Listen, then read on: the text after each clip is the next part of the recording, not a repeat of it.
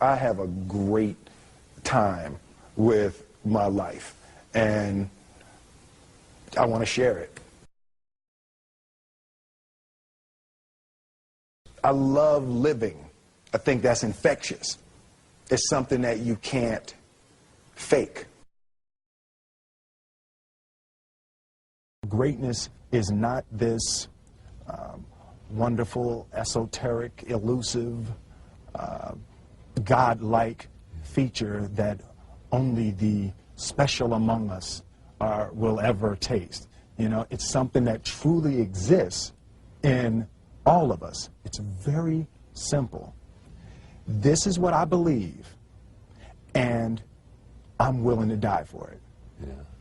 Period. It's that simple. I know who I am, and I know what I believe. I know who I am, I know what I believe. That's all I need to know. And that's all I need to know. So from there, you do what you need to do. Yeah. You know, and I think what happens is we make the situation more complex than it has to be. Because we're looking for complexity. There's got to be Absolutely. something complex to understand. It can't be that easy. No. We didn't grow up with the sense that where we were was where we were going to be. You know, we grew up with the sense that where we were almost didn't matter because we were becoming right. Something greater.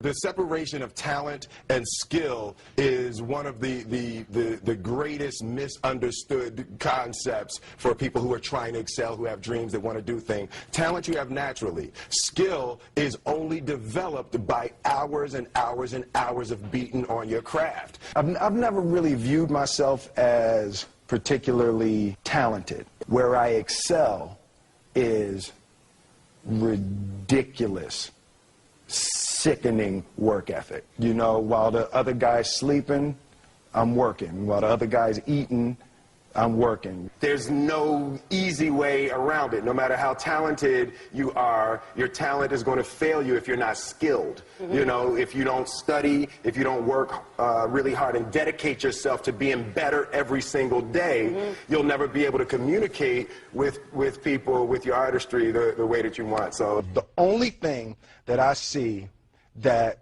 is distinctly different about me is I'm not afraid to die on a treadmill.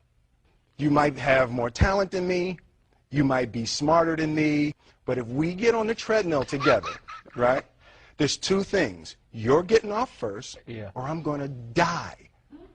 It's really that simple. One summer, his dad tore down a brick wall on the front of his business and told 12-year-old Will and his 9-year-old brother to rebuild it, a job they said was impossible. It took them 1.5 years, but they did it. And he said, now don't you ever tell me it's something that you can't do. You don't try to build a wall. You don't set out to build a wall. You don't say, I'm going to build the biggest, baddest, greatest wall that's ever been built. You don't start there. You say, I'm going to lay this brick as perfectly as a brick can be laid. Yeah. And you do that every single day. And soon you have a wall. And soon you have a wall. You know, it's an idea that my grandmother always had, that, you know, if you're going to be here, then there's a necessity to make a difference. She always instilled the responsibility, the spiritual responsibility that you have to make every group you come in contact with better. I want to do good. Yeah. I want the world to be better because I was here. I want my life, I want my work, my family, I want it to mean something. And it's like, it has, if you are not making someone else's life better, then you're wasting your time. You know, like your life will become better by making other lives better. I want to represent an idea. I want to represent possibilities. I want to represent the idea that you really can make what you want. One of my favorite books is The Alchemist, Paulo Coelho, and that's just, I just believe that. I believe that I can create whatever I want to create. The first step before anybody else in the world believes it is you have to believe it. There's no reason to have a plan B because it distracts from plan A. I think that there's a certain delusional quality that all successful people have to have. You have to believe that something different than what has happened for the last 50 million years of history. You have to believe that something different can happen. Confucius said, he who says he can and he who says he can't are both usually right. Being realistic is the most commonly traveled road to mediocrity. Why would you be realistic? What's the point of being realistic? Just put up a barrier. Yeah, I'm going to do it. It's done. It's already done. The second I decide it's done, it's already done. So now we just got to wait for y'all to see. It's unrealistic to walk in a room and flip a switch and lights come on. That's unrealistic. Fortunately, Edison didn't think so. It's unrealistic to think you're going to bend a piece of metal and fly people over an ocean in that metal. That's unrealistic. But fortunately, the Wright brothers and others didn't believe that. And it just seems like such a ridiculous idea to me to embrace the idea that it's not going to happen, that's not real, for that to happen. As soon as you say it, now you just made that real. Our thoughts, our feelings, our dreams, our ideas are physical in the universe. That if we dream something, if we picture something, if we commit ourselves to it, that is a physical thrust towards realization that we can put into the universe. That the universe is not a thing that's going to push us around. That the world and people and situations are not something that are going to push us around. That we are going to bend the universe and command and demand that the universe become what we want it to be. I study the patterns of the universe. There's a redemptive power that making a choice has, you know, rather than feeling like you're at effect to all the things that are happening. Make a choice, right? You just decide what it's going to be, who you're going to be, how you're going to do it. Just decide.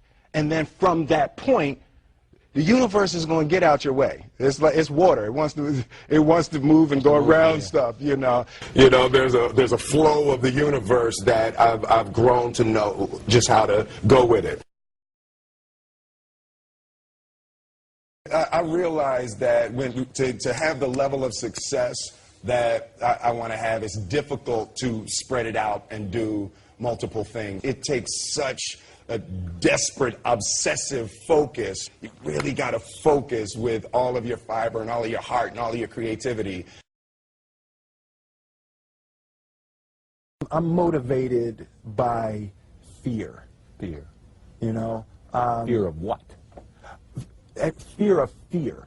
I hate being scared to do something. And I think what developed in my early days was the attitude that I started attacking things that I was scared of. It was Franklin Roosevelt said the only fear you have to fear is fear itself. Absolutely. Remember that? Absolutely. Yeah. You can't be scared to die for the truth. The truth is the only thing that's ever going to be constant.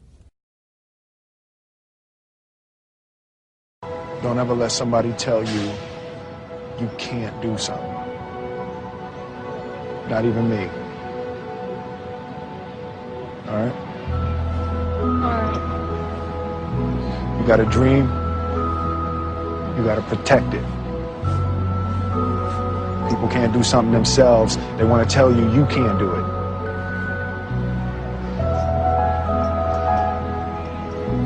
You want something, go get it. Period. Well, I hope you got value from that. I know I sure did. And ladies and gentlemen, my wish for you is that you decide to become a network marketing professional. You decide to go pro, because it is a stone cold fact that we have a better way Now let's go tell the world. Everybody have a great day, and I'll see you next time. Bye-bye.